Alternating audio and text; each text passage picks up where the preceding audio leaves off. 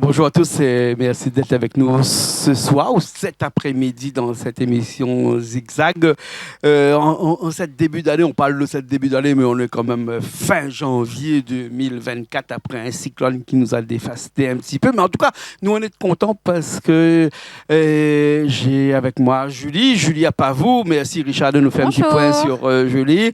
Et parce qu'avec Julie, on va débriefer un petit peu. Tout à fait. On va débriefer un petit peu sur le voyage qu'on a fait. On a fait pas mal de voyages, Ouais. et notamment ce voyage qu'on a fait en Inde, Inde du Sud, un peu chaotique.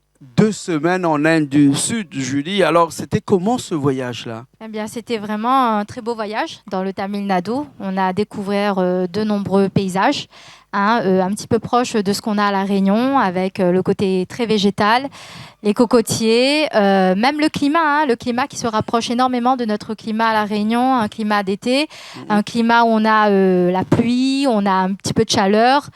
Et évidemment, de magnifiques paysages et une culture qui est vraiment immense et qui est vraiment fabuleuse. D'accord. Alors, donc, pour mettre un petit peu d'un point de vue géographique, toutes les personnes qui nous regardent, le Tamil Nadu, c'est-à-dire l'Inde du Sud, oui. Bien entendu, ça se trouve dans le sud de l'Inde, Tout à fait. bien sûr, mais le Tamil Nadu n'est pas que le sud de l'Inde, parce que le sud de l'Inde, il n'y a pas que non, que on ça. a de nombreuses régions. Il y a de nombreuses chaînes. Oui, en tout cas, nous, on a commencé par un voyage qui a démarré à l'île de la Réunion pour aller à l'île Maurice, ensuite pour aller à Mumbai, et ensuite pour atterrir à Chennai, pour enfin commencer ce voyage dans le Tamil Nadu à partir de Chennai. Un petit peu galère, non, quand même, avec les avions, ici, quand on est réunionnais, et qu'on doit voyager quand même. Oui. C'est compliqué, c'est compliqué. Et c'est compliqué dans la mesure où les vols ne sont pas assurés de façon internationale comme on peut penser. L'île Maurice est une station... une plaque tournante. Une plaque tournante, mais la Réunion, non. Donc, du coup, on va à Maurice. Mais à Maurice, c'est très compliqué aussi ces derniers temps. Avec Mauritius, on ne va pas jeter la pierre à Mauritius. On ne va pas polémiquer. Mais évidemment, c'était compliqué parce qu'on avait... du retard et même pour certains il y avait des vols qui ont été annulés, donc ça peut être très problématique lorsqu'on a pris le temps justement d'organiser nos voyages et de faire vraiment un très beau voyage et que au dernier moment, on se trouve un peu... Imagine, tu prends une année pour organiser ton voyage. Ouais. Tu te dis que là, je vais prendre l'avion là, je vais arriver là, et de là, je vais partir à l'autre côté, puisqu'il faut 3 ou 4 vols pour arriver à l'endroit où on veut aller. Et c'est pas de la musique, c'est pas du papier à musique, quoi, on veut dire. Tout n'est pas comme... n'est pas sûr. Il y a énormément d'aléas à l'intérieur, des inconnus qui font que le voyage devient non pas un voyage planifié, de plaisir, mais un voyage un petit peu de stress. Avec de nombreux inattendus et beaucoup de questions. Quand tu es en Europe, ça ne se passe pas comme ça. Mais par contre, quand tu habites à La Réunion, ça se passe comme ça. C'est un peu compliqué par avec moment. Donc, 2 compagnies seulement, Air Australie et Air Mauritius. On ne va pas leur jeter la pierre. Non, pas du tout. Mais après, peut-être qu'il y a un pas seulement avec nous, mais toutes les personnes qui étaient avec nous et les personnes qui n'étaient pas avec nous, qui ont fait des voyages par la suite, ont eu énormément de soucis pour cette saison-là. Donc, on espère que peut-être ça va se rétablir assez rapidement. Je pense. Alors, donc, un Réunion Maurice, Mumbai, Chennai, et Chennai, on commence le voyage. Voilà, et évidemment, on parlait du Tamil Nadu, donc il faut quand même préciser que le Tamil Nadu compte environ 83 millions d'habitants, ce qui n'est pas rien. Et évidemment, le Tamil Nadu aussi, il faut savoir que sa capitale, c'est Madras, comme tu le disais. Mumbai, Chennai. Autrefois appelé Madras et Chennai, il n'y a pas longtemps. Voilà. Et bien évidemment, donc, ensuite, on a quand même des petits voyages inter qui se font carrément dans le territoire indien. Donc là aussi, il faut... Alors, on parle un peu de notre expérience, mais avoir une petite maîtrise quand même de l'anglais ou sinon avoir une carte SIM pour pouvoir avoir un accès Internet et donc un traducteur. Ce qui peut aider aussi de temps en temps parce que Donc, toi, tu as acheté, dès que tu es arrivé à Chennai, une carte SIM dans laquelle tu as accès à Internet illimité un petit peu partout dans tout le pays et tu as un logiciel de traduction. Ah, mais après, tu peux aussi... Oui, pardon, mais tu peux aussi télécharger un traducteur qui peut être utilisé hors ligne. Donc, ça aussi, ça peut des fois nous sauver la vie. Voilà. Et même, on peut parler l'hindi grâce à ça. Donc, du coup, tu peux avoir des petits mots et tu passes bien de la population, quoi. Sans regarder pour autant des films indies tous les jours. Ah oui, ça aide aussi. Hein. Ça aide aussi. Je tiens à le rappeler. De Chennai, on est allé à Pondichéry, qui était la ville la plus proche, à côté, oui, tout à fait. À peu près à 100 km de Chennai. Oui. Hein.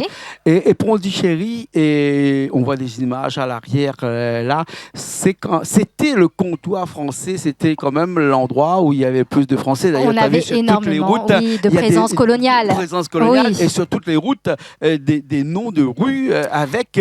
Des noms français, voilà, totalement. Voilà, et voilà. tu l'as filmé, ces noms-là, donc on le passera bien évidemment hein, pour que vous puissiez le voir. Mais quand même, c'est une ville où on n'est pas vraiment dépaysé, puisqu'on a beaucoup de restaurants ou beaucoup de musées ou autres hein, qui portent des noms français. Et on a peut-être même des gens qui ont... Parce qu'il y a des écoles françaises aussi. Donc voilà, ce qui fait qu'on n'est pas forcément perdu. Et c'est vraiment quand même une belle ville, Pondichéry. Et puis Pondichéry, c'est la ville aussi où on peut sortir. On peut sortir le soir, c'est touristique. Bon, on va pas dire que moi, personnellement, j'ai pas ressenti ce manque de sécurité, hein, parce qu'on nous dit souvent que voyager seul en Inde ou quand on est une femme, il y a un manque de sécurité. Moi, je n'ai pas ressenti ça. Hein, et évidemment, on peut sortir. Bon, bien sûr, il faut faire attention, mais on peut sortir tranquillement. Les gens, en général, ils sont quand même assez gentils, on va dire, et respectueux. Avec donc, des restaurants, par exemple, soit proches à des restaurants que l'on peut retrouver ici à La Réunion ou en France métropolitaine, par exemple. Oui, hein, bien des sûr. Restaurants très huppés, des restaurants où on peut passer des soirées tranquilles, où on n'a pas besoin de manger que de la cuisine indienne quand même. Tout à fait. Ouais. Et ça, c'est pas mal aussi. On peut manger italien, on peut manger français, on mange continental, donc tu as aussi américain, chinois aussi. Tu as des restos chinois, donc c'est pas mal. Voilà. C'était pas mal. Et quand tu quittes Pondichéry, c'est fini. Tu manges plus métro, tu manges plus chinois, tu manges plus en italien, général, tu manges plus rien. Ben, avec un paysage qui devient vraiment ce qu'on appelle le Tamil Nadu. Ben, en général, quand on est aussi dans le Tamil Nadu, on aime bien aussi manger dans les repas, le repas traditionnel qui est dans le thali. Ouais. Donc, c'est un plateau où tu as plusieurs mets, c'est-à-dire que tu as des sauces, tu as le petit massalé, tu as les sauces à base de tamarin, de tomates, de piment. Et ça, c'est un thali, tu le retrouves partout. Et on mange principalement végétarien dans le Tamil Nadu. Pourquoi ? Ben parce que énormément de monde sont végétariens. Et puis, c'est l'aspect spirituel. Hein. Les temples nous entourent.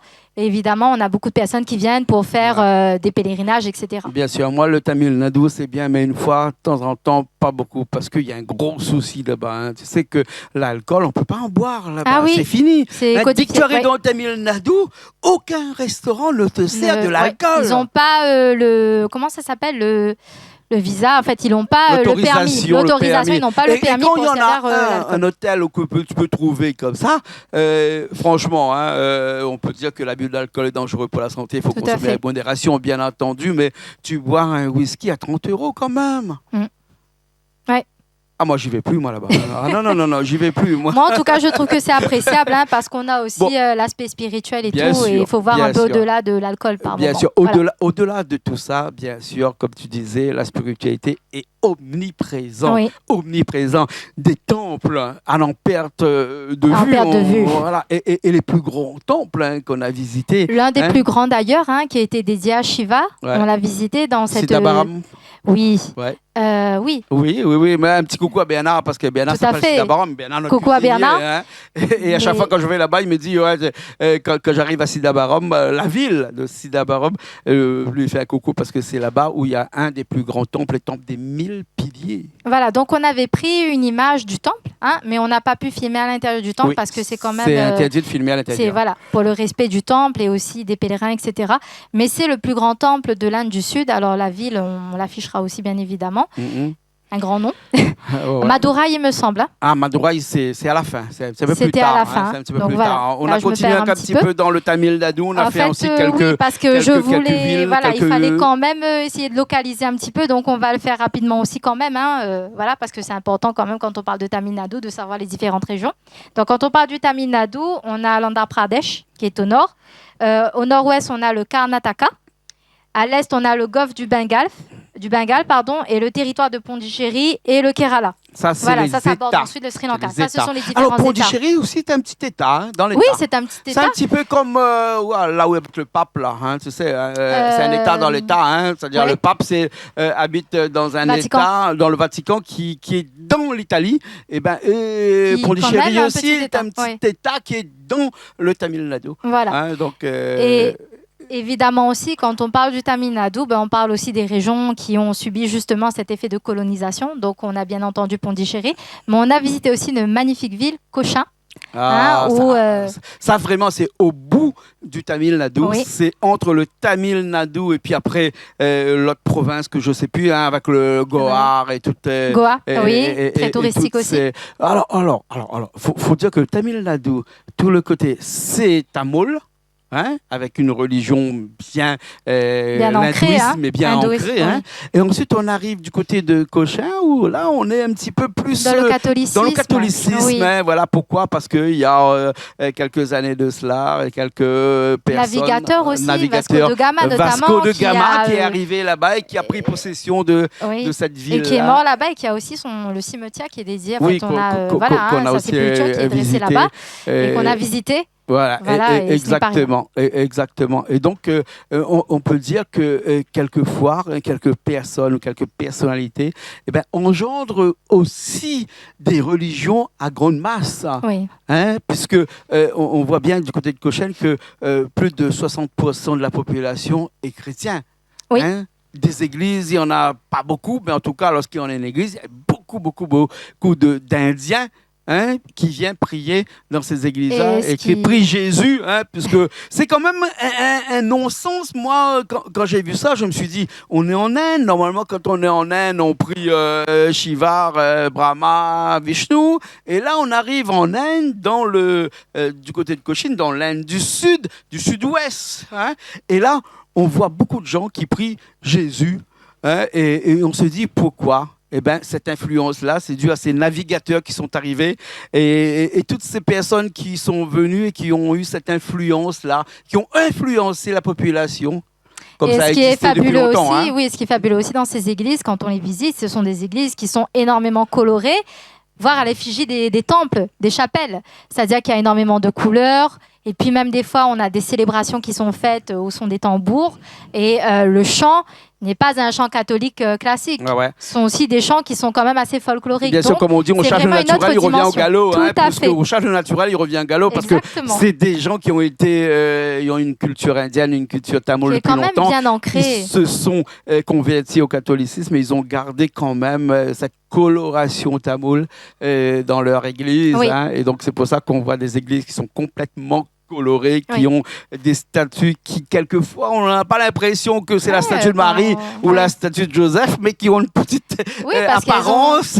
La petite étole colorée, faisant référence un petit peu au sari qu'on met sur les petites divinités. Donc, c'est un petit peu la même chose. Voilà. Et ce qui fait quand même que on est dans ce côté folklorique. C'est toute la beauté de la religion. Et c'est la beauté. Voilà, c'est la beauté de cette religion aussi catholique. C'est la beauté de la religion. Hein. Et puis après, du côté de Cochin, il n'y a pas que ça. Hein. On va voir les images aussi, là, mais il y a les Chinois qui sont arrivés là-bas et qui ont ramené les filets dans lesquels on pêche. Les filets de pêche, hein, on voit à l'arrière là. Et ces filets de pêche là, les Chinois, ils ont été un peu partout dans le monde entier. Ah, bien sûr. Il a fallu aussi, parce que quand on dit que dans le Tamil Nadu, on a aussi des restaurants chinois, on a aussi cette influence asiatique, forcément. Alors, le Tamil Nadu jusqu'à Cochin, on est vraiment dans un endroit où on peut dire qu'il y a un système qu'on appelle le système ayurvédique. Oui. C'est-à-dire les massages ayurvédiques. Kerala. Dans le Kerala, notamment. Hein. Alors dis-moi un petit peu, qu'est-ce que tu en penses de ce système ayurvédique que tu as connu aussi? On a connu, et malheureusement, c'était très, très rapide. Donc, du coup, on n'a pas pu faire tout le tour comme on le voulait. Mais bien évidemment, l'ayurvédique, c'est prononcé dans le Kerala. Et évidemment, il faut le faire, ces soins. C'est une science parce que c'est une médecine, c'est un traitement et c'est aussi du bien-être. Ça passe aussi par la spiritualité. Donc, tout est relié, de toute façon, dans la religion hindoue. Et quand on vous parle d'ayurvédique, c'est des traitements, donc des soins qui sont apportés, notamment au niveau des massages, par exemple, plusieurs huiles. Qu'on va nous mettre sur tout le corps. Il y a un massage avec des gestes bien précis, des techniques bien précises. Et donc, c'est à faire. D'accord. Alors, il y a une petite particularité là-bas, c'était les hommes massent les hommes, les femmes massent les femmes. Et les femmes massent les femmes parce que c'est un respect. Et quand on te fait un massage à l'huile, dis-toi bien qu'on enlève tous tes vêtements. Je me suis fait masser tout nu par un homme. Hein. Oui, exactement. Voilà. Mais après, c'est ayurvédique, c'est-à-dire que c'est aussi médical et donc ça va enlever tes maux.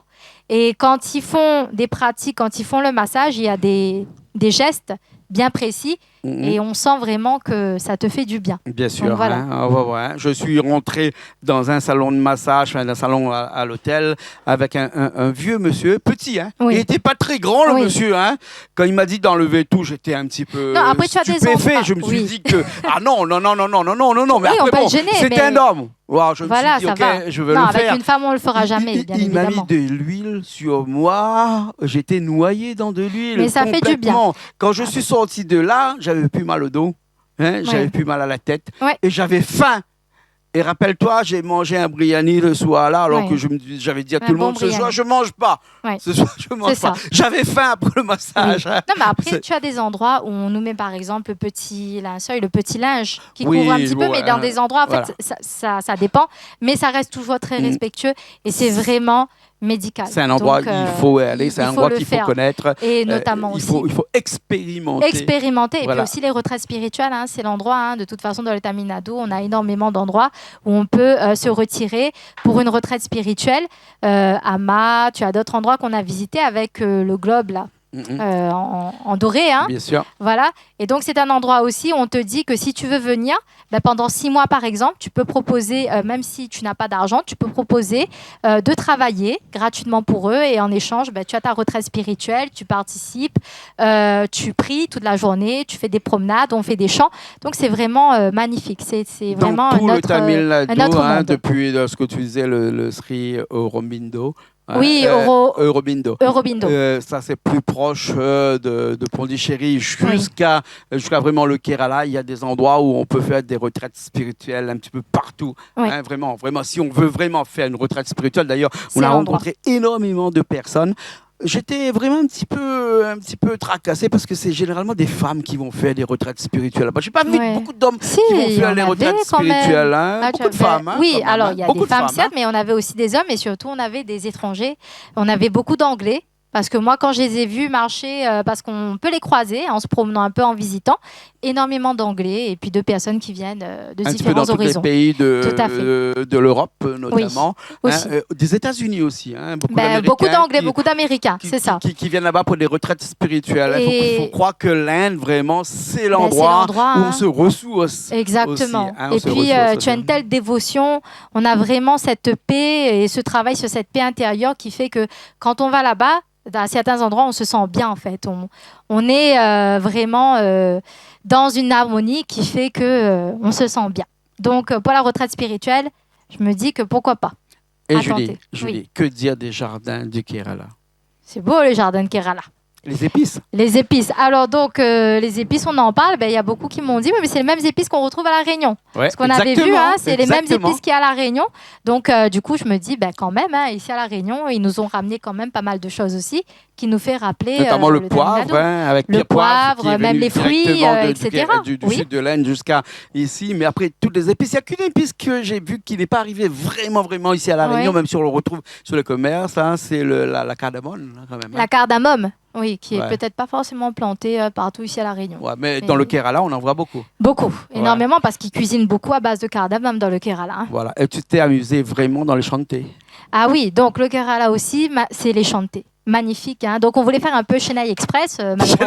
On n'a pas gagné trop le temps, faire le Chennai Express avec le sari et tout ce qu'il faut. Tu essayais quand même. Tu as fabriqué un sari sur place. Oui, on a fabriqué un sari sur place, vite fait, bien fait. Mais c'était aussi magnifique parce que c'est chanté, c'est vraiment... Alors, il y a aussi des usines, si on veut, visiter, où on peut boire le thé. Et le thé, là-bas, c'est vraiment excellent. Le thé chai. Le thé chai. Après, tu as le thé chai épicé, le masala chai. Le masala tea aussi. Masala tea. Voilà, c'est excellent. Le masala tea, on a eu une émission dernièrement qui est passée chez nous, là, déjà, qui est un mélange de lait et de thé noir à l'intérieur, de cardamome, de gingembre. de sel. Et de sel. Du Et des poivre, fois, un petit peu du de piment poivre aussi. sec Un petit peu aussi. de piment aussi. Ah, hein. ça, c'est bon. Refait. Oh là là, ça y refait. Oh. Le matin, si tu es un peu fatigué, tu es un petit peu malade, Oui, tu oui, bois il ça. refait, Ah, c'est bon. C'est Fais un parti. petit coucou à Dominique. Coucou Dominique. Dominique qui? Ou le moment, t'es. Maman, ben dis maman.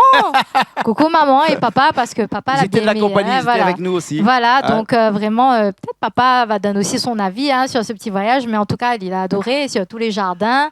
La cuisine, parce qu'il a beaucoup mangé végétarien aussi, ça c'était sa pénitence, comme il t'a dit.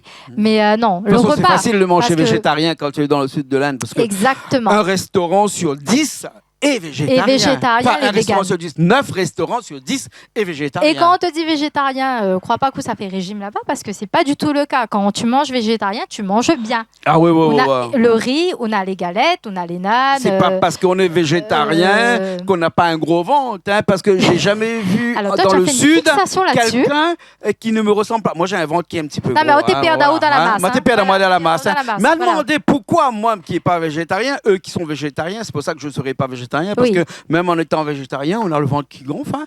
Parce c'est joli, qu'on c'est a, ça le on a charme. l'impression que tous les Indiens, Ouais. le ventre est ancré dans leur ADN. Ah ben c'est le ventre de Ganesh, ça dit aussi la prospérité et porte chance. C'est ce que notre guide l'avait dit à nous. Donc voilà. Bon, Faut on bien parlera que nous peut-être ressemblions un peu la nos prochaine divinités. fois, hein. Mais en tout cas, si nous parle du culinaire là-bas, si on aime les épices, si on aime le masala d'ici à la base, ben là-bas, on est servi et c'est vraiment très bon et c'est varié.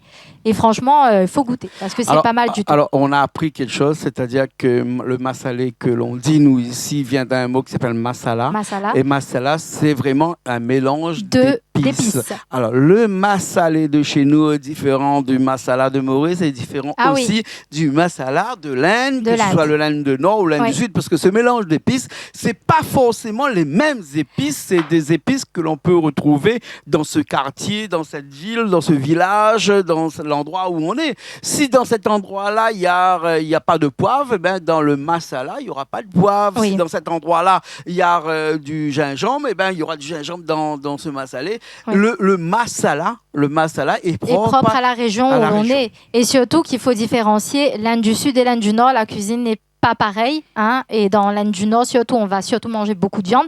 Alors que dans l'Inde du Sud, on nous dit que c'est surtout des légumes et du poulet. Mais dans certains restaurants, quand on part, on ne va pas nous servir du poulet. Il n'y aura que des légumes.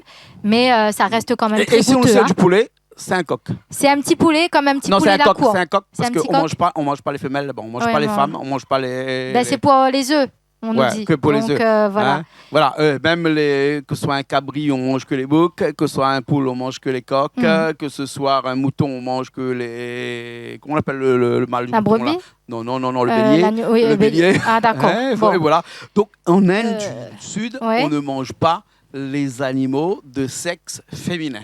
D'accord. Donc, c'est ce qu'on nous a appris là-bas. Oui, hein. voilà. Ouais. Après, je ne sais pas si c'est vrai dans tous les restaurants. Est-ce que tout ce qu'on a mangé est vraiment du sexe masculin? Moi, je ne sais pas, mais je me dis quand même que bon. Voilà. Hein. À voir. En tout cas, tu as bien mangé, toi, là-bas?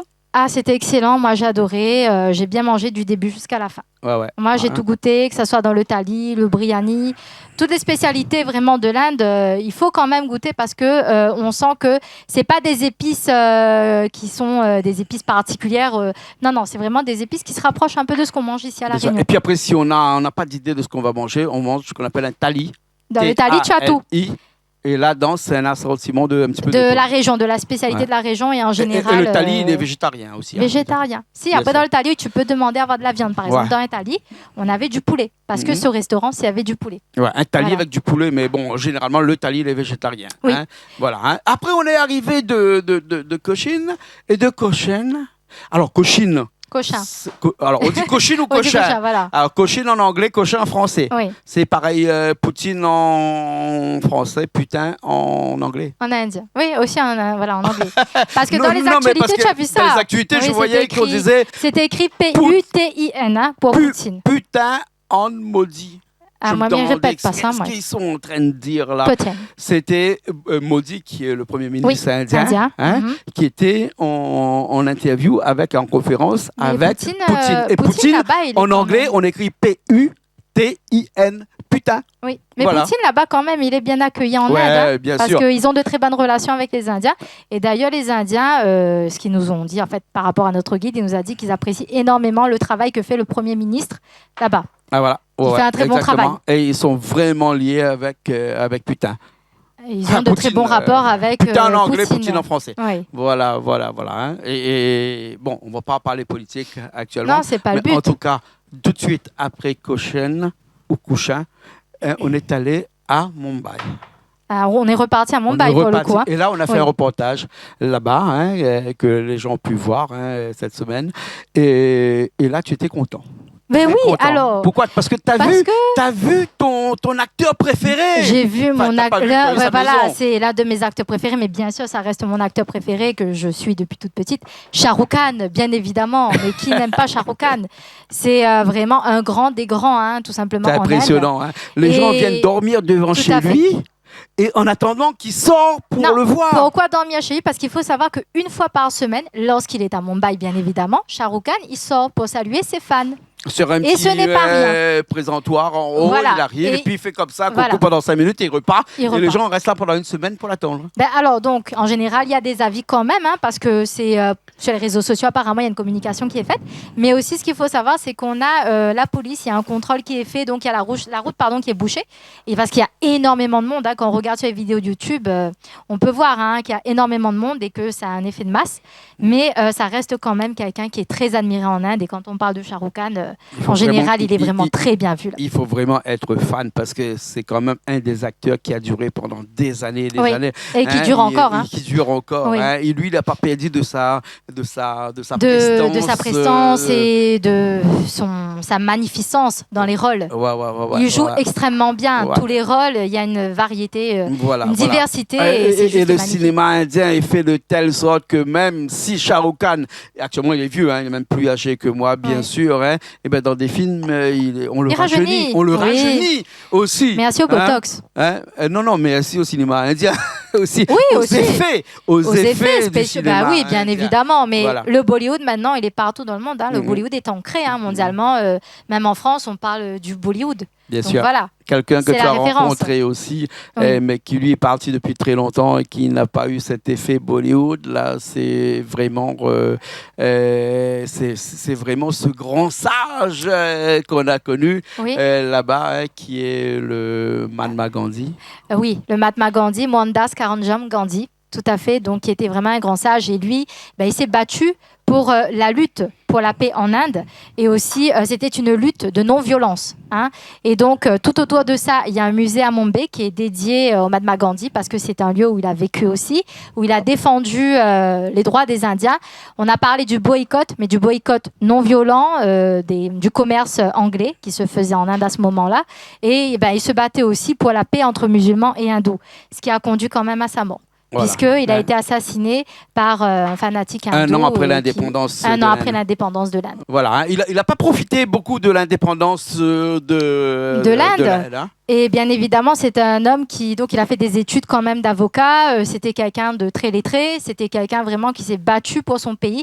Il s'est battu pour l'Inde et il a rallié énormément de gens à sa cause. D'accord, voilà. Et puis après, de toute façon, je pense qu'on peut voir le petit reportage qui a été fait. De toute façon, il y a des la images petite diffusion, les images. On a donné plusieurs scénettes des différents événements, de la marche du sel, de son combat, des conférences qu'il a menées, etc. Donc vous pouvez le voir, vous pouvez le retrouver. C'est une scénette avec sur sa mort, avec son assassinat qui était fait non pas par une personne qui était dans son camp. Oui, c'était un Indien, tout à fait, qui l'a tué. Un Tamoul qui est venu et qui l'a assassiné avec un pistolet. Un pistolet. Un fusil, tout simplement, voilà, à la poitrine. À bout portant. Dans une foule. Dans une foule. Voilà. Et du coup, moi, ce que je retiens, c'est surtout les images qu'on a pu voir dans les musées. On a visité aussi son lieu où il faisait le tissage avec la roue, qui représentait aussi sur le drapeau indien. Voilà. Et donc, c'est une grande figure de l'Inde quand même. Et même quand on se promène dans le Tamil Nadu, on a des figurines à l'effigie du Mahatma Gandhi qui sont quand même présentes. Un grand homme. Ensuite, on a visité quelques bâtiments aussi pour être un petit peu plus légère, on va dire plus léger. Oui. Des bâtiments avec la maison de l'homme le plus riche de l'Inde, oui, qui est le 4e homme le plus riche du monde. Tout à fait. Hein? Tu te souviens de son nom? Non, je me souviens pas, mais un grand commerçant. Un grand commerçant. Donc, quand on est à Mumbai, on est passé aussi devant cet immense immeuble. C'est un immeuble. C'est un immeuble, c'est un building. Ah ouais. Parce qu'on nous dit qu'il y a 1 ou 2 étages qui sont dédiés aux voitures. Aux voitures de luxe, attention. Une quinzaine d'étages réservés qu'à ces voitures. Ouais. Et ensuite, l'immeuble fait à peu près une 40aine d'étages. Ouais. Et seulement les 3 derniers étages sont réservés à sa famille, là où ils vivent. Ouais. Hein, c'est quand même de la... un peu poussé quand même. Et alors, il y a aussi lorsqu'on a de l'argent, on peut tout faire. Oui, bien sûr. Et ce qui est aussi critiqué... Par contre, au pied de l'immeuble, il y a les bidonvilles. Et ce qui est critiqué justement, c'est que on ne fait rien pour aider aussi les gens qui sont dans la rue ou dans les bidonvilles. Oui. Et que tout est donné aussi à cette richesse qui peut-être est un peu trop extrême. Là, je pense que c'est poussé à l'extrême. Voilà, c'est dommage. Juste entre nous, c'est un pays où il n'existe pas ce qu'on appelle en France la classe moyenne. Voilà. Soit on est pauvre, soit on est riche. Mais en tout cas, il n'y a pas de classe moyenne entre les deux. Il n'y a pas d'aide, il n'y a rien qu'à apporter si tu es pauvre et que tu n'as rien. Tu te débrouilles. En tout cas, on vous demande d'aller voir une émission qu'on a fait avec Surinder sur les réseaux sociaux qui s'appelle Le système des castes, dans lequel on voit bien qu'il y a cette ségrégation entre les pauvres et les riches. Les pauvres ne pensent pas aux riches et les riches ne pensent pas aux pauvres. Tout à fait. Vraiment, on peut avoir l'immeuble en gratte-ciel de verre dans lequel vivent des gens qui ont un pouvoir d'achat qui sont énormes. Ouais. Et juste au pied de l'immeuble, des bidonvilles en perte de vue partout. Oui, c'est ça, cette nuance qu'on peut avoir à Mumbai. Et alors, l'Inde est magnifique, mais ce qui est terrible aussi, c'est ce côté-là, parce que quand on a ces personnes qui vivent un peu dans cette richesse et tout ça, quand ils prennent leur voiture, et qui roulent, en fait, on voit sur la route, clairement, on voit qu'il y a des bidonvilles, on voit qu'il y a la pauvreté, on voit des enfants, des femmes dans la rue. Mais on dirait que ça fait partie du paysage. Et ça ne touche pas. Et ça ne touche personne. Ça, c'est ce qu'on a remarqué. Nous, ça nous touche. Nous, ça nous touche énormément. Parce qu'on vit dans un monde où on n'a pas un rapport entre les riches et les pauvres. On est tous pareils. Voilà. Mais pour eux, les pauvres restent pauvres. Et quand on est pauvre, les riches, c'est de l'autre côté. Et il n'y a rien en fait qui est fait de ce côté-là. Donc peut-être que moi, c'est ce côté qui m'a peut-être un petit peu sensibilisé. L'Inde est un beau pays où il faut y aller. C'est magnifique. En tout cas, l'Inde du Nord reste magnifique. Et l'Inde du Sud aussi, c'est très vaste, c'est varié. Oui, donc on peut comparer un petit peu. Mais dans l'Inde du Sud aussi, le point peut-être un point un peu peut-être négatif, on dira, c'est par rapport à la pollution, puis à la saleté dans certains endroits, dans les rues. Et puis aussi, énormément de klaxons. Si on ne supporte pas le bruit, la poussière, dans certains endroits, malheureusement, il n'y a que ça. Il n'y a que ça. Il n'y a que ça. Ouais. C'est quand même une ville qui est bruyante. Et puis après, il ne faut pas oublier que l'Inde, actuellement, est le premier pays le plus peuplé en Inde, dans le monde, parce que la Chine était premier. Ouais. Et aujourd'hui, c'est l'Inde qui est revenue avant, avec un petit peu plus de 2,5 milliards de personnes en Inde. Ça fait énormément de personnes au kilomètre à nourrir. Mais évidemment aussi, on peut dire que le Tamil Nadu, c'est le premier territoire qui, justement, produit énormément de riz. Le jasmin, etc., le basmati, c'est produit là-bas et donc du coup, on n'a pas ce souci aussi de comment nourrir sa population. Parce que partout où on va dans les villes et tout, on a toujours des petites shops, des petites boutiques comme ça, des petits endroits où on cuisine, énormément de choses variées et diversifiées.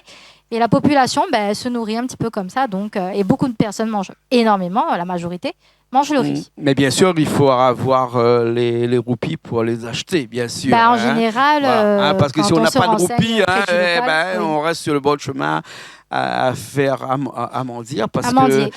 Parce que c'est vraiment un métier là-bas aussi. C'est un métier, la mendicité aussi là-bas, c'est un trafic. Et en fait, quand notre guide nous explique, c'est quand les enfants ils viennent te voir aussi, des fois, il y a un trafic autour de ça. C'est-à-dire qu'ils sont envoyés par des adultes qui contribuent à... Et beaucoup de familles quittent les campagnes pour venir mendier en ville parce qu'on gagne beaucoup plus d'argent à mendier que c'est plus touristique aussi. Oui, parce que même s'ils gagnent 10 roupies par jour, c'est quand même beaucoup plus que s'ils gagnaient en restant dans leur campagne. C'est malheureux, mais c'est comme ça.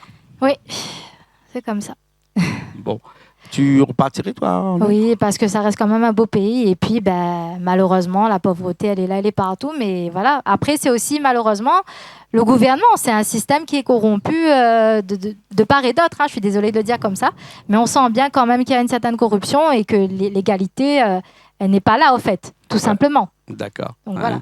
Mais avec le nouveau président, le nouveau Premier ministre Modi, la population, on a l'impression qu'ils aiment bien Modi. En tout cas, c'était ce que, en fait, notre guide a laissé entendre apparemment que la population est satisfaite parce qu'il fait énormément, que ce soit au niveau économique, au niveau sociologique, au niveau des structures, au niveau des bâtiments. Il y a des constructions qui sont faites. Et même dans le Tamil Nadu, on a pu voir qu'il y avait énormément d'infrastructures qui commençaient à se mettre en place au niveau des routes et tout ça. Donc oui, peut-être dans quelques années, et je l'espère, ce sera un État qui sera modernisé et qu'on pourra peut-être avoir des plans d'aide pour les populations qui en ont vraiment besoin. Bien sûr. Voilà. En tout cas, merci bien, Julie. Oui, merci à toi aussi. C'était un petit débriefing sur le voyage qu'on a fait en Inde du Sud. Oui. On remercie aussi tous les gens qui étaient avec nous, Patrick et Dominique, à part vous, monsieur, madame, à part vous. Shrani qui était aussi un petit peu avec nous, mais bon, on n'en parle pas beaucoup. Mais sinon, il y a eu aussi Surinder. Alors, Surinder qui est un guide quand même fabuleux parce que Surinder, lui, il est du nord de l'Inde, je tiens à le préciser, mais il a fait le voyage du nord de l'Inde, il a quitté sa région pour venir avec nous dans le sud. Voilà. Pour être avec nous, et quand même. Avec Surinder, le point positif, c'est qu'il va tout faire, il va tout maîtriser, c'est-à-dire que déjà, on a le français. C'est un Brahma à l'origine. Brahma, voilà, il est de la caste des Brahmas, donc il a une vision quand même de l'Inde, donc voilà. Et comme tu dis, il connaît bien l'Inde, il connaît bien les différents territoires parce qu'il nous a dit qu'il a fait des études dans sa jeunesse qui lui a permis de sillonner toute l'Inde. National, il a pris le train, il a vraiment visité le sud, le nord, etc. pour avoir une culture, pour avoir une connaissance de l'Inde. Et donc, c'est par cela qu'il a été ensuite médaillé, puisqu'il est guide, mais il a été médaillé, il est reconnu aussi au niveau mondial.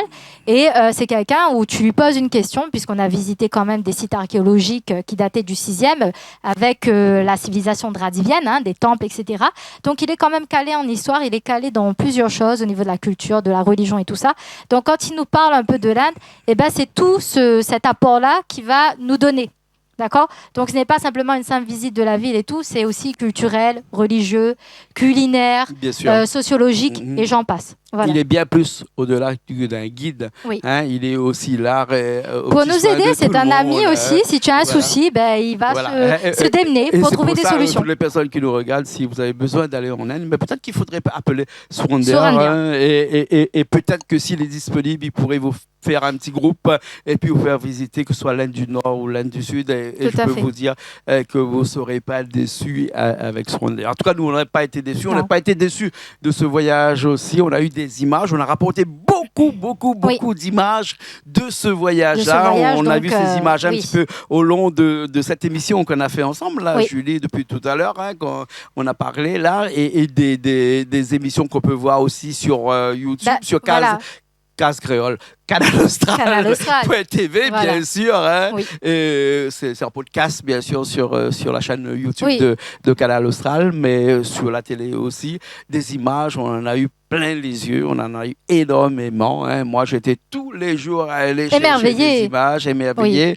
C'est la 24e fois que je pars en Inde, c'est la 24e fois que je suis toujours comme si c'était la première fois où je pars en Inde.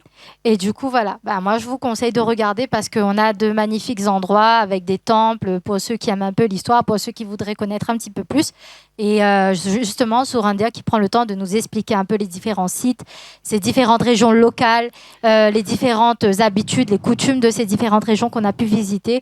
Donc, allez-y, il y a vraiment de belles choses à voir. En tout cas, je vous mets les numéros de Surinder en dessous si vous voulez prendre contact avec lui.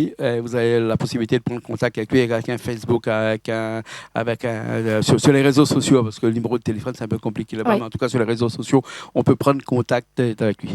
Merci beaucoup, Julie. Merci à toi. Parce que s'il fallait parler de l'Inde, on est là jusqu'à demain matin. Tout en sachant aussi qu'on avait rencontré pas mal de Réunionnais qui ont visité l'Inde du Sud en même temps que nous. Donc on les salue aussi, parce que c'était une famille très chaleureuse qu'on a rencontrée. Donc on vous salue, on fait de gros bisous. Voilà, ok. Merci beaucoup. Merci. Merci beaucoup. Merci Richard qui même même s'il est parlé en Inde, il a aussi un petit...